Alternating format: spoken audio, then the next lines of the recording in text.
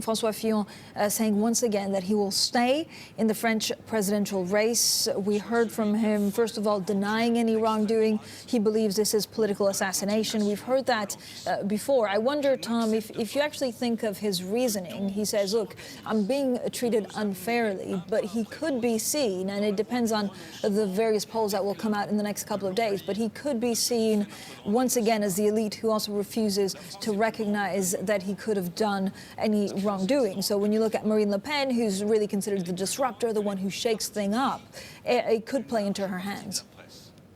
I look at this, Caroline, in this moment in French politics, frame for us the stability of the system. How will Le Monde react to this? How will Figaro react to this? How will the elites of Paris react to this moment? Or is it just another crazy day at the races?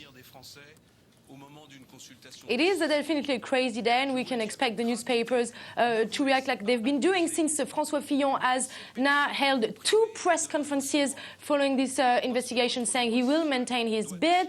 All the media have been interrogating, of course, various people in his party who might not support the fact that he wants to maintain his candidacy. So, of course, there will be a lot of discussions among the elite whether he is treated fairly and whether the judicial system should just do his job. Caroline, Francine was brilliant earlier talking about a comparison of Thatcher perspective with Mr. Fillon. I think our audience knows a lot about social and more liberal French politics.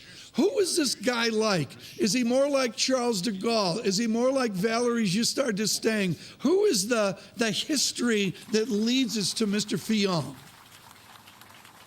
Is considered much more on the right wing than Valéry Giscard d'Estaing, for example, but he definitely defends the legacy of President Charles de Gaulle. If you compare him to some other candidate like Emmanuel Macron today, for example, he defends an idea of closer ties with Russia, for example. He also wants to ease the tensions that with the newly elected President Donald Trump in the US. So definitely following the legacy of Charles de Gaulle, but a bit more on the right wing than some of the other Republican candidates we may have seen in the past.